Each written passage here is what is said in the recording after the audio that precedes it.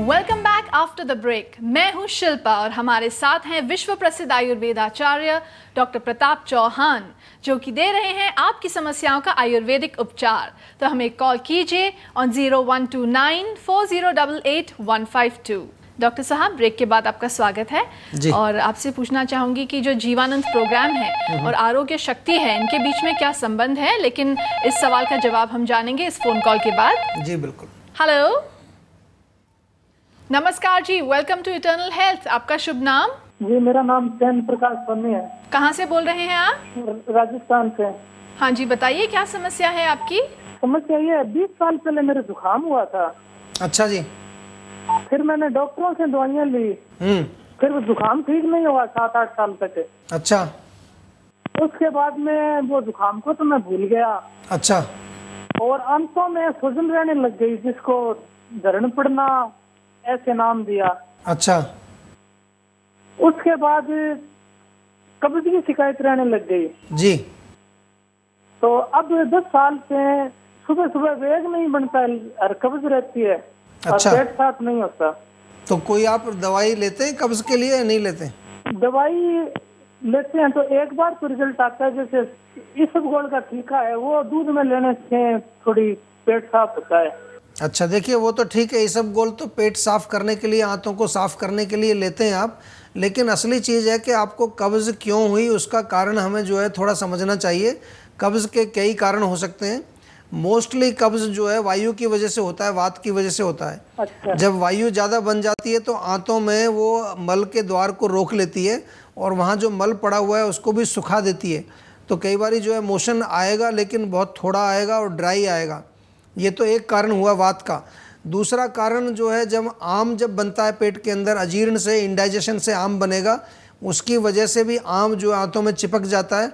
उस केस में क्या होता है कि पेशेंट ये कंप्लेन करता है कि जी हम मोशन तो जाते हैं रोज़, लेकिन पेट पूरी तरह साफ़ नहीं होता है। अच्छा। वो कहते हैं हमें कुछ तसल्ली नहीं होती, ऐसा लगता है कि अभी मल पूरा निकला नहीं है, अंदर ही रह गया है। तो ये दोनों स्थिति अलग अलग है। पहली स्थिति को हम कहते हैं कब्ज़, दूसरी स्थिति को कब्ज़ नहीं कहते। इसको जनरली हम कहते हैं कि आम जो है वो आपकी आंतों में जो है जम चुका है। तो अगर पहले वाली स्थिति आपका ड्राई स्टूल होते हैं, आपका मल जो है सूखा हुआ होता है या कभी कभी आता ही नहीं है, 2-3 दिन तक नहीं आता है, तब तो आपको वात की शांति के लिए एक नुस्खा है बहुत बढ़िया। ये आप जो है बाज़ार में मिलेगा, हिंगवाष्टक चूर्ण। हिंगवाष्टक चूर्ण कहीं भी मिलता है।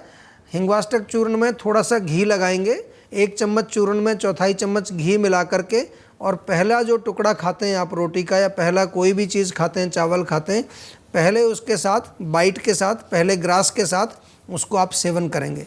और अगर आपको जो है ये पेट साफ नहीं होता है आम की वजह से, तो तब फिर आम को पाचन करने के लिए आम पाचक नुस्खा हम बार बार बताते हैं।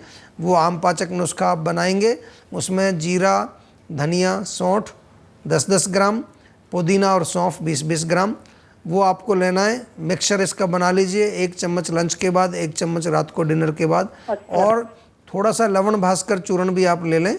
लवण भास्कर चूर्ण ऐसे चाट के भी खा सकते हैं या गर्म पानी के साथ भी सेवन कर सकते हैं। वो भी पाचन में हेल्प करेगा, ताकि आपकी जो है अग्नि और प्रदीप्त होगी, डाइजेस्टिव सिस्टम इम्प्रूव होगा। उसके बाद आम नहीं बनेगा आपको। लेकिन आप इतने दिनों से पीड़ित हैं, 10 साल हो गए, 15 साल हो गए, धरण गिर जाती है, धरण भी आम की वजह से ही गिरती है। जब ये दोनों ही दिक्कत नहीं है सर। जब मल जम जाता है ना आंतों में, तो धरण भी फिर जो आपकी नाभि जिसको बोलते हैं, वो भी इधर उधर खिसक जाती है। जब मल साफ हो जाएगा, मल शुद्धि अच्छी हो जाएगी, तो वापस अपनी जगह आ जाती है। उसका कारण भी आम ही होता है। तो इसलिए आप मूल कारण पे काम करिए, और ऐसा नहीं कि आपकी नाभि कोई चढ़ा देते हैं कई लोग थोड़ा मालिश करके, तो वो बाद में फिर गिर जाएगी, क्योंकि अंदर मल जमा हुआ है। तो इसकी प्रॉपर चिकित्सा करिए। ये जो मैंने आपको बताई है चिकित्सा इसको तो अभी शुरू कर लीजिए आप, और 1 महीने के बाद हमें बताइए दोबारा कैसी तबीयत है आपकी। हाँ जी सर, ये दोनों ही तकलीफें नहीं है तो मेरे को अजीर्ण वाले वो दोनों दोनों ही प्रॉब्लम है? नहीं, दोनों ही प्रॉब्लम नहीं है। दोनों नहीं है तो क्या प्रॉब्लम है फिर? आपके वो डॉक्टर राहुल ने तो मेरे को बताया था कि पित्त विकार है आपके। नहीं, तो पित्त से भी अजीर्ण होता है ना। अच्छा। अजीर्ण जो है केवल जो आम जो हमने बताया ना, ये एक तो हमने बनाया कि आम बनता है आपको, लेकिन आम लेकिन आम क्यों बनता है वो थोड़ी अभी हमने आपसे बात की। तो अगर डॉक्टर से आपकी हमारे बात हुई है ऑलरेडी, हो सकता है इन्होंने शायद डॉक्टर से हमारे पूछा होगा। जी जी। तो वो बता रहे हैं कि डॉक्टर ने बोला कि पित्त से बढ़ा है। तो पित्त से भी अजीर्ण होता है, बिल्कुल सही बताया उन्होंने आपको, गलत नहीं बताया। लेकिन आम अगर बन रहा है आपको तो ये आम पाचक नुस्खा आप तुरंत शुरू करो और लवण भास्कर शुरू करो। लेकिन अगर पित्त का लक्षण उसमें है, डॉक्टर ने क्योंकि हिस्ट्री ली होगी आपसे, आधा घंटा बात की होगी, हमने तो 1 मिनट में आपका थोड़ा एनालाइज किया है, तो फिर चाय बंद कर दीजिए, लाल मिर्ची, अचार, खटाई, कोई भी गर्म चीज़ नहीं खाएंगे आप बिल्कुल भी, जिससे कि पित्त बढ़ेगा। ठीक है जी, हमारे कार्यक्रम में फ़ोन करने के लिए आपका बहुत बहुत धन्यवाद। Good bye. तो डॉक्टर साहब, इसी के साथ एपिसोड का वक्त समाप्त हो चला है जी। आपसे रिक्वेस्ट करूंगी अगर आप हमारे दर्शकों को कोई विशेष टिप्पणी दे सके। देखिए, टिप्पणी तो आज का जो प्रोग्राम जो हमारा जीवनानंद के ऊपर था, जो जीवनानंद का हमने एक्सप्लेन भी किया, तो हमारा सबसे यही निवेदन है कि बच्चे, बूढ़े, जवान, महिला, पुरुष सभी इसको प्रैक्टिस करें रोज़। और ये प्रोग्राम इतना सरल, इतना सिंपल हमने बनाया है कि इसको कोई भी कर सकता है। 5 साल का बच्चा भी कर सकता है और 95 साल का बूढ़ा भी कर सकता है। और इसको करने से जो है आपको 1 महीने के अंदर चमत्कारिक रिजल्ट आपको मिलेंगे, जो लोग स्वस्थ हैं उनको भी और जो बीमार हैं उनको भी। तो जीवानंद करिए और आनंद से रहिए। बहुत बहुत धन्यवाद डॉक्टर साहब, thank you very much. Thank you ji. So friends, episode समाप्त होने के बाद भी आप लोग हमें कांटेक्ट कर सकते हैं। नोट कर लीजिए हमारा पता: जीवा आयुर्वेद, जीवा मार्ग, sector 21B, Faridabad, Haryana, pin 121001, India. हमारा ईमेल आईडी है info@jiva.com। हमारी वेबसाइट है www.jiva.com।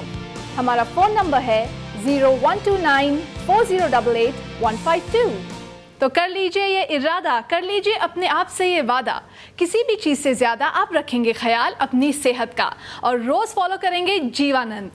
इसी संदेश के साथ मैं शिल्पा आपसे लेना चाहूँगी विदा। हमारी कामना आपका आनंदमय जीवन। गुड बाय, नमस्कार।